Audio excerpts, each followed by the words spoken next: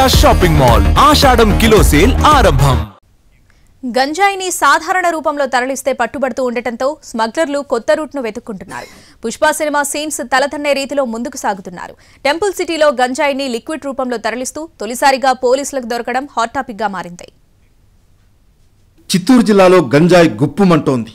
యువతను లక్ష్యంగా చేసుకుని ముఠాలు చెలరేగిపోతున్నాయి. వరుసగా పోలీసులు దాడులు చేస్తూ గంజాయి ముఠాల ఆట కట్టిస్తున్న స్మగ్లర్లు మాత్రం కొత్త రూట్లు వెతుక్కుంటూ నగరంలోకి తీసుకొస్తున్నారు.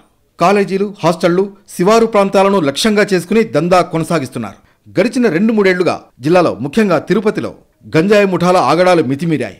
తొలుత నగర శివారు ప్రాంతాల్లో ఈ గంజాయి బ్యాచ్ కనిపించేది. ఇప్పుడు ఈ వ్యసనం తిరుపతి యువతను కమ్మేస్తోంది. క్రమంగా బానిసలవుతున్నారు. గంజాయికి డబ్బుల కోసం తల్లిదండ్రులతో గొడవ పడుతున్నారు.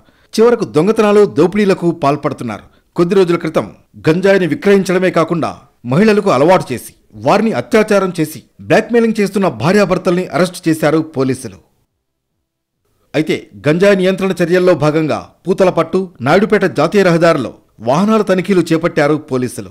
ఇతర రాష్ట్రాల వాహనాలపై ప్రత్యేక నిఘా పెట్టిన పోలీసులు కేరళకు చెందిన కారులో లిక్విడ్ గంజాయిని గుర్తించారు. తిరుపతి రూరల్ రామానుజపల్లి సర్కిల్ సమీపంలో తనిఖీలు నిర్వహిస్తుండగా ఈ వ్యవహారం బయటపడింది. పోలీసుల్ని చూసి కారులోని 3 యువకులు పరారయ్యారు. కారు బాయినెట్లో గంజాయి దాచి అక్రమ రవాణా చేస్తున్నారు కేటుగాళ్లు.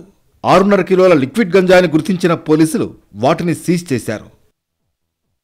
ఈ యువకులు వైజాగ్ నుంచి కేరళలోని ఎర్నాకుళంకు గంజాయి అక్రమ రవాణా చేస్తున్నట్లు తేల్చారు. కారు వదిలి పరారైన 3 యువకులు కేరళకు చెందిన వారిగా పోలీసులు అనుమానిస్తున్నారు. ఈ ఘటనపై దర్యాప్తు ముమ్మరంగా చేస్తున్నారు. మామూలు గంజాయి కంటే ఈ లిక్విడ్ గంజాయి ఎక్కువ మత్తునిస్తుందని చెబుతున్నారు. దీని విలువ కూడా అధికంగానే ఉంటుందని వెల్లడించారు. ప్రస్తుతం పట్టుబడ్డ లిక్విడ్ గంజాయి విలువ దాదాపు 50 లక్షల మేర ఉంటుందని పోలీసులు భావిస్తున్నారు.